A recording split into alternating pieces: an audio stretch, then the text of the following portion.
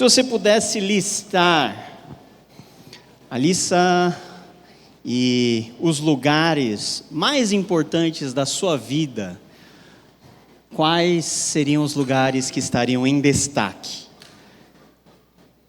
Onde você foi, onde você visitou, onde coisas importantes aconteceram com você ou por meio de você? Nós vivemos dessas recordações, porque nós não somos pessoas que flutuam no ar, somos pessoas que estamos em determinados lugares, contextos, em um determinado tempo, e coisas acontecem conosco. E quando coisas que acontecem conosco são marcantes, tanto para mal, tanto para o bem, isso acaba ficando bem registrado na nossa memória e no nosso coração. Eu poderia falar vários lugares no Brasil e em algumas partes do mundo que faz parte da minha história, e que cada vez que eu passo por determinados lugares é como se eu revesse, por meio de um flashback, muitas coisas legais ou não tão legais que aconteceram. Nós somos pessoas que precisam de contato, e de contato com lugares, e lugares nos ajudam a contar histórias. Nós estamos nessa série de mensagens falando sobre milagres que transformam vidas. Você já parou para pensar que vidas vivem em lugares, e em lugares determinados que por vezes Deus faz milagres para que aquele lugar seja um sinal, um memorial constante dentro dos nossos corações daquilo que Deus tem a possibilidade de fazer para conosco? Vamos falar de um lugar desses, que é o lugar da misericórdia. A misericórdia de Jesus, que de forma muito especial alcançou o passado, o presente e o futuro de uma pessoa. O lugar, não somente como um lugar geográfico, mas um lugar onde muitas coisas acontecem, onde o âmbito do tempo, onde o âmbito das circunstâncias criam um cenário perfeito para o agir de Deus em nossas vidas. E para isso, eu gostaria de convidar você a abrir comigo em João capítulo 5. Nós vamos ler do versículo 1 ao versículo 11, talvez numa história que você já esteja acostumado a ouvir, você saiba, mas nós vamos refletir sobre esse texto. João capítulo 5, versículo 1 a 11, nós vamos ler na Nova Versão Internacional, e diz assim: Algum tempo depois, Jesus subiu a Jerusalém para uma festa dos judeus. Há em Jerusalém, perto da Porta das Ovelhas, um tanque que em aramaico é chamado Betesda. Tem 5 entradas em volta. Ali costumava ficar grande número de pessoas doentes e inválidas, cegos, mancos e paralíticos. Eles esperavam um movimento nas águas. De vez em quando, descia um anjo do Senhor e agitava as águas. E o primeiro que entrasse no tanque, depois de agitadas as águas, era curado de qualquer doença que tivesse. Um dos que estavam ali era paralítico, fazia 38 anos. Quando o viu deitado e soube que ele vivia naquela situação durante tanto tempo, Jesus lhe perguntou: Você quer ser curado? Disse o paralítico: Senhor, não tenho ninguém que me ajude a entrar no tanque quando a água é agitada. Enquanto estou tentando entrar, outro chega antes de mim.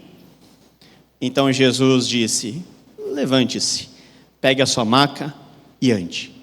Imediatamente o homem ficou curado, pegou a maca e começou a andar. E isso aconteceu num sábado, e por causa dessa razão, os judeus disseram ao homem que havia sido curado: Hoje é sábado, não lhe é permitido carregar a maca. Mas ele respondeu: O homem que me curou me disse: Pegue a sua maca e ande. Então lhe perguntaram: Quem é este homem que lhe mandou pegar a maca e andar? O homem que fora curado não tinha ideia de quem era ele, pois Jesus havia desaparecido no meio da multidão. Mais tarde, Jesus o encontrou no templo e lhe disse: olhe, você está curado, mas não volte a pecar, para que algo pior não lhe aconteça.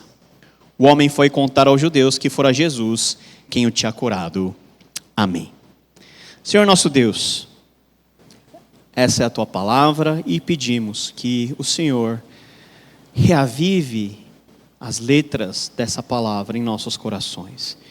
Que teu Espírito ilumine o nosso coração. Aplique essas verdades. Que o nosso falar e o nosso refletir sejam aceitáveis ao Senhor. É o que nós te pedimos, em nome de Jesus. Amém. Um lugar de misericórdia. Toda essa história acontece em um lugar. E um lugar muito especial. Eu estava preparando essa mensagem e eu estava pensando assim, essa história não me é tão estranha, ela é familiar. Os elementos aqui me soam bem familiares. E eu, quem me conhece mais de perto sabe que eu tenho muito problema de lapsos de memória, eu esqueço muitas coisas que acontecem comigo.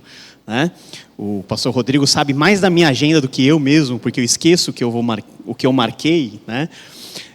E eu me lembrei que eu estive lá. Eu estive lá no meio de Jerusalém, nesse lugar chamado de Betesda. Betesda significa o lugar da misericórdia. Parece que eu estou gravando um documentário para a National Geographic ou para a Discovery. Era um lugar que ficava relativamente próximo ao templo e que era um lugar de armazenamento de águas para a cidade de Jerusalém. Do lado do templo, para facilitar também que essa água fosse utilizada dentro do templo, nos sacrifícios, nas oblações, nas lavagens cerimoniais. E o texto diz que Jesus entra pela porta das ovelhas, e essa porta existe até hoje, e vai para esse lugar que é um lugar já conhecido pelas escavações arqueológicas. É um complexo, na verdade, de vários tanques. E esses tanques que eram abastecidos com água. E você conhece algo científico chamado vasos comunicantes? Conhece? Então a água se mantém no mesmo nível, embora esteja em lugares diferentes, quando conectados por canos, e quando a água desses reservatórios é a mesma, se comunicam, independente de onde a água estiver, ela vai permanecer no mesmo nível, e é isso que acontecia no tanque de Betesda. Vários tanques, na verdade, interconectados. Então, se abaixava o nível de um, abaixava o nível de todos, e se enchia o nível de um, esse nível era distribuído a todos. E é por causa disso, talvez, que surgiu essa história do anjo. Muitas pessoas perguntam assim, de verdade mesmo, existia um anjo que descia de vez ou outra para agitar as águas e o primeiro que entrasse seria curado? Nós não sabemos atestar isso. Nós não temos como provar se isso realmente aconteceu. Pode ser que sim, pode ser que não, seja um tipo de superstição ou de um mito criado para explicar esse movimento repentino das águas. As águas subindo, ou seja, se movimentando, e as pessoas passaram a acreditar que o primeiro que entrasse lá seria curado de todas as doenças. Então você imagine que nesse lugar, por causa dessa história, estavam reunidos não somente aqueles que estavam lá para pegar a água e se beneficiar da água, mas doentes. Um lugar cheio de doentes, esperando o movimento das águas. Porque na visão deles, quando a água se movimentava, era porque o anjo descia e fazia todo aquele movimento. Em meio a tudo isso, Jesus, entrando pela porta das ovelhas, vai para o tanque de Betesda. Por que Jesus foi para lá? O texto não nos explica por que Jesus foi para lá. Mas nós podemos ver que o texto nos dá a direção de que Jesus foi para lá justamente para se encontrar com alguém. Que alguém? Um paralítico que estava naquela situação há 38 anos. 38 anos. É muito tempo. Tem muita gente aqui que não chegou a essa marca de idade. 38 anos. Paralítico. Dependendo das pessoas para todas as coisas. Talvez passando por grandes problemas financeiros. E lá ele encontrou algo que lhe desse esperança em meio a toda essa bagunça que ele estava vivendo. Se o anjo vier aqui e eu conseguir entrar primeiro, eu vou ser curado. Ele abandonou tudo, ficou lá, estava lá 24 horas esperando o tal do anjo chegar.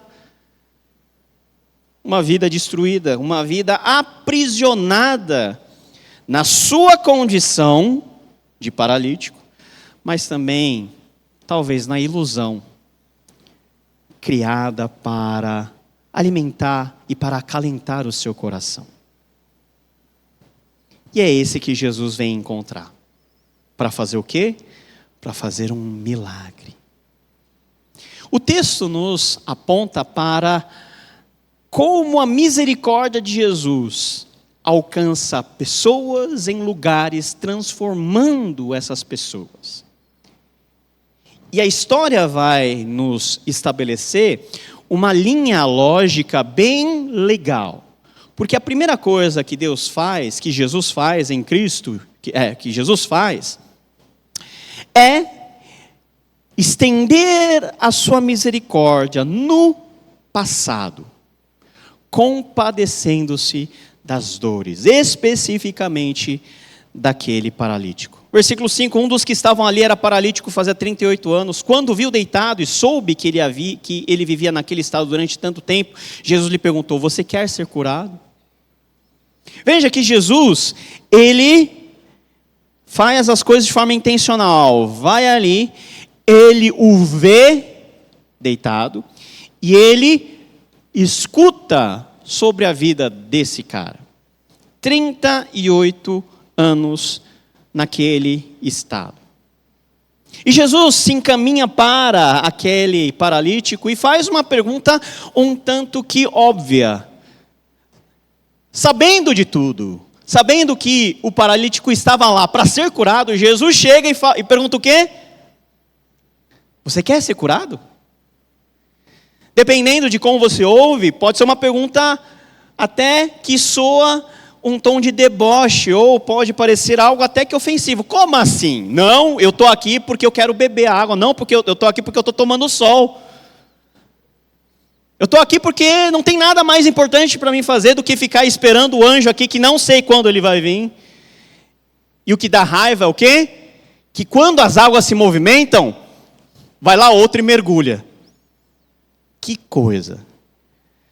É uma raiva muito pior do que quando vem alguém e te ultrapassa assim, te corta na frente no trânsito. Você quer ser curado? Você quer ser alcançado? O homem com 38 anos naquela situação estava cativo às limitações. Da mesma maneira que nós também somos cativos das nossas inquietações, daquilo que nos impede de avançar para a maturidade. Todos nós temos um passado que de alguma maneira nos condena. Todos nós vivemos contingentes a várias coisas desagradáveis que podem ter acontecido no passado. E é para esse passado que Jesus olha e pergunta: você quer ser curado? Não é uma pergunta de deboche, é uma pergunta graciosa e que expressa a misericórdia desse Jesus, que olhando para os 38 anos de sofrimento daquele homem, pergunta: tem uma solução para você. Eu estou vendo tudo o que aconteceu com você. Você quer ser curado de tudo isso que você viveu? É a mesma pergunta que Jesus faz para nós, para cada um que está aqui hoje. Há algo que te prende a um passado, há algo que te prende no sentido de você não poder olhar para frente e seguir adiante. Você quer ser curado? Você quer experimentar o manifestar da misericórdia, da compaixão? Com que olhos Jesus olhou para aquele homem? Com olhos cheios de misericórdia. Jesus se identificou com as dores daquele homem. Jesus se compadeceu das dores daquele homem, da mesma maneira que Jesus olha para nós e diz: eu sei o que está acontecendo com você. Eu sei o que você está passando. Eu sei o que você está pensando. Eu sei o que te dificulta. Eu sei o que você prende. Mas o grande mérito da história não é você, não é ele só saber. Jesus oferece uma solução. Você quer ser curado? Essa pergunta ecoa no texto e atinge o nosso coração. Você quer ser curado? Você quer experimentar algo novo? Várias vezes que Jesus fez milagres sem perguntar. Várias vezes. Jesus, várias vezes, só foi lá e fez. Nesse caso, Jesus perguntou. E essa pergunta mostra o grau de conexão que Jesus quer estabelecer conosco, com o nosso passado escondido, com o nosso velho homem, no sentido de nos apresentar a direção para nós sermos transformados. Deus em Cristo Jesus, Ele pode mudar todas as coisas. Ele pode transformar o seu passado. Deus em Cristo Jesus não vai anular tudo aquilo que você viveu até o momento.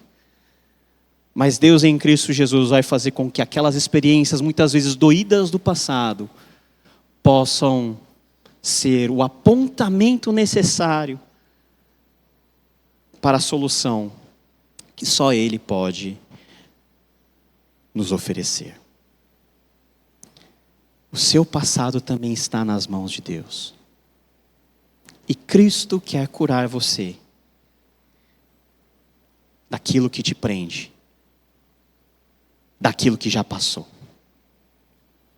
Mas a misericórdia de Deus não se refere apenas ao que Cristo pode fazer com aquilo que aconteceu conosco. Diante dessa pergunta, você quer ser curado? Nós vemos a ação pontual de Jesus no presente daquele homem. Uma ação que naquele momento, no T0 da vida daquele paralítico que há 38 anos esperava algo de Deus acontecer, o dia dele havia chegado. O paralítico olha para Jesus e diz: Senhor, não tem ninguém que me ajude a entrar no tanque quando a água é agitada. Enquanto estou tentando entrar, outro chega antes de mim. Você veja que naquele momento, a maior transformação que Jesus faz não é tirar o paralítico da sua situação de paralisia e fazê-lo andar. Não é esse o ponto do texto. O ponto do texto é a referência que esse paralítico tinha da solução dos seus problemas. É só eu entrar naquela água. E por aquelas águas serem tão importantes para aquele paralítico, aí que nós temos a grande frustração desse paralítico. Poxa vida, ninguém me joga lá, eu não consigo entrar, não consigo me mover, outro chega lá e entra. O pecado faz isso em nós. Desvia o nosso olhar para qualquer outra coisa que não seja Deus e a solução que nós temos em Cristo Jesus. Talvez o paralítico estivesse preso também à ideia mística, fantasiosa, ou a uma crença daquela época que ele deveria esperar por um momento, mas que ele sequer poderia ir lá e mergulhar, porque ele estava preso ao chão. Outro chega antes de mim. E é dentro desse contexto que há transformação. Porque Jesus, versículo 8, ele faz o quê? Diz. levante-se, pegue a sua maca e ande. Jesus poderia ter simplesmente feito o quê? Ó, plum, o seu problema é entrar no tanque? Beleza, vai lá. Ou Jesus poderia falar, mano, nada a ver o que você está falando. Aliás, você já imaginou que enquanto a expectativa daquele paralítico era de o anjo descer e mover as águas, ele não se deu conta que quem estava falando com ele era alguém que Hebreus vai falar que é superior aos anjos. O próprio Filho de Deus estava na frente dele, perguntando, você quer ser curado? E o texto vai dizer que ele não sabia quem era Jesus. Muitas vezes aquilo que nós imaginamos para nós no momento cega o nosso entendimento a tal ponto que nós estabelecemos as melhores soluções para nós e nós ignoramos que Jesus tem a melhor saída para aquele momento. Levante-se, pegue a sua maca e ande. A expectativa daquele cara era entrar nas águas, eram as águas sem movimentadas. E tem várias canções que falam, move as águas, Senhor, eu quero mergulhar nas águas, mas o texto não diz que isso é o ponto principal. Aliás, as águas estavam tranquilas. O anjo não desceu, quem desceu lá era o Filho de Deus, que não precisa mover as águas. Ele diz e tudo acontece. Muitas vezes nós queremos pirotecnia, não é verdade? Deus me dá um sinal. Né? A gente pede sinal. Quantos aqui já pediram sinal para Deus? Já pedi vários. Deus, eu quero fazer aquele teste que nem Gideão. Se a minha roupa lá no varal amanhecer encharcada, eu vou saber que o Senhor está no negócio. Mas se sair seca, eu vou ficar frustrado. E lógico, vai secar, né? Porque mais molhado não vai ficar. Nós achamos que Deus vai descer aqui como um feixe de luz. Seria muito legal, mas Ele provavelmente não vai fazer isso. E falasse com você, filho meu, é o seguinte, sabe esse problema? Faz isso que vai dar certo. E a gente acha que igreja é lugar para isso. Igreja não é lugar para isso. Eu quase nunca experimentei algo assim, tão assim, hollywoodiano. Não, Jesus é simples naquilo que Ele se propõe a fazer. Porque o foco está naquilo que Ele faz e nos efeitos que essa ação misericordiosa tem sobre as nossas vidas. Imediatamente, versículo 9, o homem ficou curado, pegou a maca e começou a andar. Sabe o que é imediatamente? Falou, o cara fez o quê? Levantou, pegou a maca e começou a andar. Não precisou de fisioterapia. Ai, mas os músculos dele estavam atrofiados. Estavam. Jesus falou, não estava mais. Jesus precisa ser contratado urgentemente nas academias, porque restauração de músculo é com Ele mesmo. Naquele momento, falou, aconteceu. Jesus faz assim, a gente esquece que Jesus tem esse poder, a gente quer que Jesus faça um monte de coisa, mas Jesus fala e acontece. Essa é a nossa singela fé em Cristo. Ele fala e acontece. Eu quero ouvir Jesus falar, porque a transformação vai acontecer. Imediatamente o homem ficou curado, pegou a maca e começou a andar. E isso começou a gerar uma comoção muito grande. Por quê? Porque isso aconteceu num sábado. Jesus gosta de provocar. Aquele dia era sábado. E o tanque de Betesda fica do ladinho do templo. Pensa numa fofoca que chegou rápido. Chegou um irmão e disse assim: senhor sacerdote, reverendo sacerdote, eu vim para o senhor orar pelo que está acontecendo. Eu não estou fofocando, só quero que o senhor ore. Mas tem um cara chamado Jesus lá que quebrou o sábado. E por essa razão os judeus disseram ao homem que havia sido curado, porque Jesus tinha ido embora, né? Hoje é sábado, não lhe é permitido carregar a maca. Gente, a misericórdia de Deus tinha acabado de visitar aquela pessoa. E o pessoal reclamando que ele estava segurando a maca e andando. Quando o nosso olhar não está em Cristo, qualquer outra coisa fica importante. Mais do que o Jesus que nós não estamos olhando. É daqui que nasce a religiosidade, é daqui que nasce o legalismo, é daqui que nasce aquela inclinação chata de pensarmos que pelo que nós fazemos nós seremos qualificados. Não. E o paralítico diz, o homem que me curou me disse, pegue sua maca e ande. Eu simplesmente fiz o que ele falou. Mas repare que a transformação já havia ocorrido, Deus havia visitado com a sua misericórdia naquele momento. E a Betesda, que eram os complexos de tanques, cujo nome significa o lugar da misericórdia, foi ressignificado, porque Betesda deixou de ser apenas um lugar, passou a ser o próprio paralítico. Ele é o lugar da manifestação da misericórdia de Deus. Deus tem algo a fazer no nosso cotidiano, no nosso presente. Na medida em que nós nos atentamos à voz de Jesus, que ordena, às vezes, coisas difíceis de nós fazermos, como foi ordenar um paralítico para que ande? Quer coisa mais paradoxal do que essa? Você olha para um cego e você fala assim, veja bem. Como assim? Ele não vê. Você fala para um mudo aí, fala aí. Falar o quê? Você fala para um paralítico, ande. Anda como?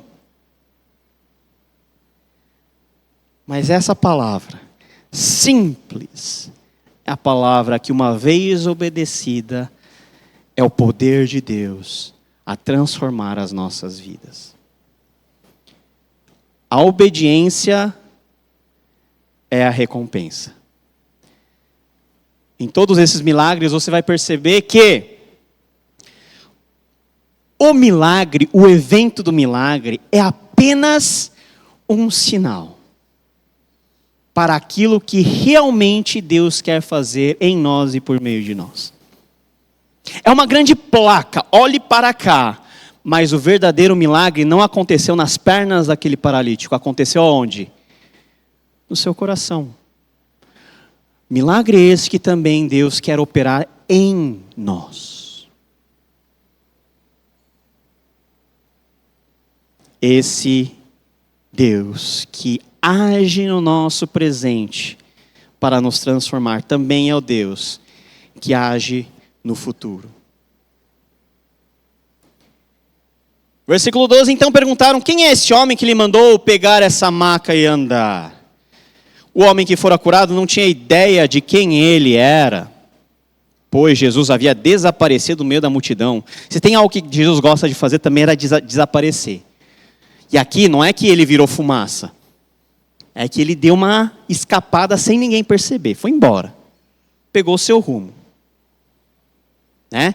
Se fosse qualquer um de nós que tivéssemos o poder de fazer milagres, você faria o milagre e ficaria lá. Fui eu que fiz. Ó como Deus me usa. Fala de Deus, mas Ele quer levar todos os louros da vitória. Jesus deu no pé, fez o que tinha que fazer, foi embora. Ao ponto de nem o paralítico saber quem era o cara. Mais tarde, e aí que está. Jesus o encontrou no templo. O paralítico foi para onde? No templo. Isso é um bom sinal? Lógico que é um bom sinal. Porque todo milagre que Deus quer fazer em nós tem como objetivo nos aproximar de Deus. E olha só como os verbos estão conjugados. Eu sou chato com conjugação de verbo, com a questão de sujeito, verbo e objeto. Olha só. Jesus o encontrou no templo. Encontrar, voz ativa ou passiva? Voz ativa. Jesus o encontrou. A iniciativa partiu de Jesus. E no templo, Jesus olha para aquele cara, se apresenta, né, diz o que aconteceu. Olha, você está curado. Beleza, você está curado. Não volte a pecar, para que algo pior não lhe aconteça. Eita, aí sim, hein? Já pensou? Isso daqui é forte, né? Ó, você está curado. Deus visitou você hoje, agora. Mas há um cuidado que você precisa tomar.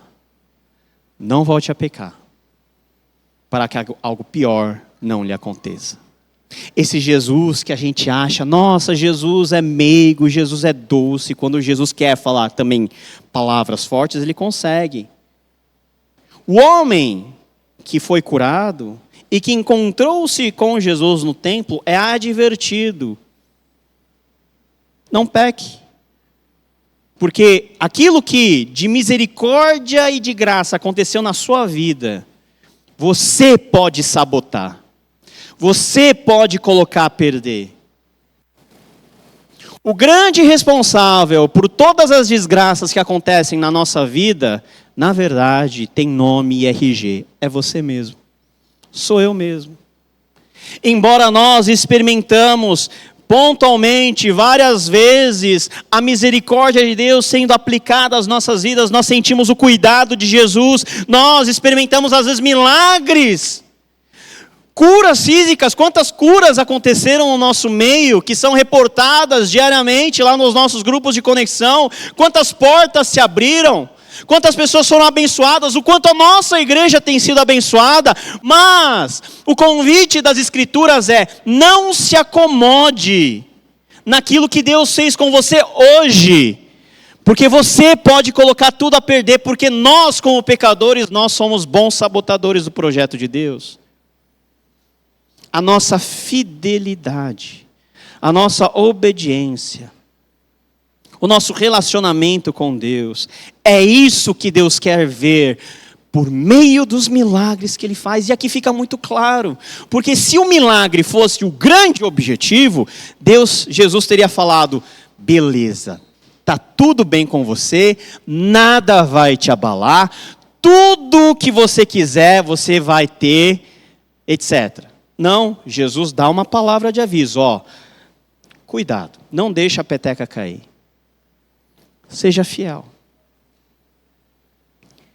O que Deus faz nas nossas vidas, ao estender a sua mão de misericórdia por meio de Jesus, com relação ao nosso futuro, é que há a garantia das Escrituras de que esse futuro será acompanhado sempre por esse Jesus que um dia apareceu na nossa história, que estendeu a sua misericórdia para nós. Não é à toa que lá no Salmo 23, último verso: bondade e misericórdia certamente me seguirão todos os dias da minha vida, e eu habitarei onde? Na casa do Senhor para sempre. Onde que isso está acontecendo? No meio do pátio do templo. Esse é o objetivo de todo milagre, é te levar para o centro da presença de Deus. Se não tiver isso, o milagre não vem de Deus, porque Satanás também pode fazer milagre.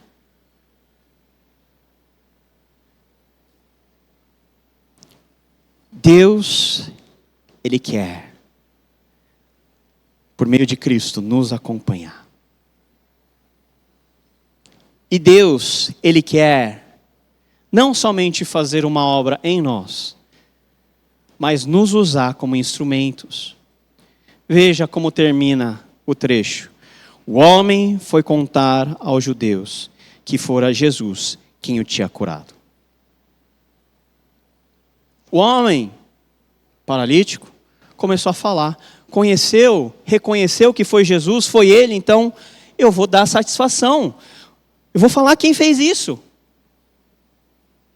Nós não sabemos a motivação por detrás dessa frase, mas nós sabemos que o homem que foi curado, ele anunciou a outras pessoas como, onde, quando aquele ato pontual da graça de Deus havia acontecido.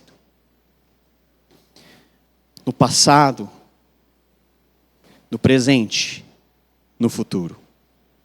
No passado, a se compadecer das nossas dores.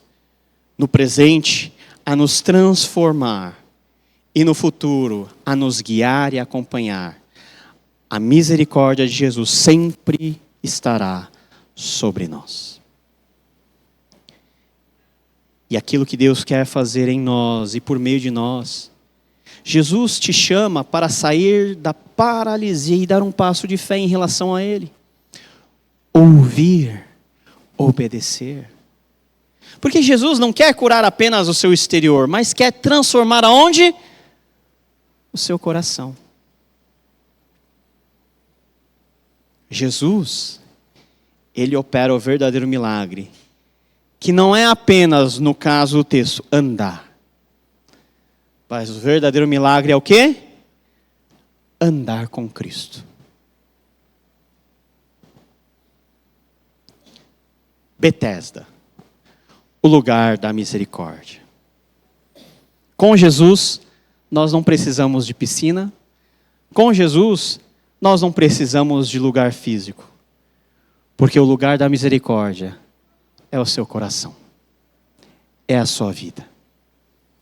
Esse coraçãozinho que não precisa de um anjo para vir remexer. Até porque se fosse comigo eu não aguentaria. Ver um anjo já seria uma experiência muito traumatizante para mim. Eu acho que eu cairia morto. Porque tem certas coisas, tem emoções que eu evito. Né? Eu não vou em montanha-russa para não apressar a minha morte. Porque algo de psicológico muito terrível pode acontecer. Eu posso ver um anjo. Não precisa dessas coisas.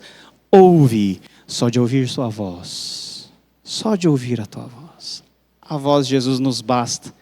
A voz de Jesus transforma esse nosso pobre e miserável coração no lugar da misericórdia. Aonde o milagre acontece. E aonde nós somos transformados em verdadeiros milagres de Deus. Senhor, pedimos que o Senhor nos dê ouvidos para ouvir a voz do Mestre a nos chamar. E também dá-nos a disposição de vivermos a grande transformação que ocorre quando nós ouvimos o Senhor e nos submetemos ao Senhor. Muito obrigado, porque o Senhor fez o nosso coração o lugar da manifestação da misericórdia divina. Oramos em nome de Jesus. Amém.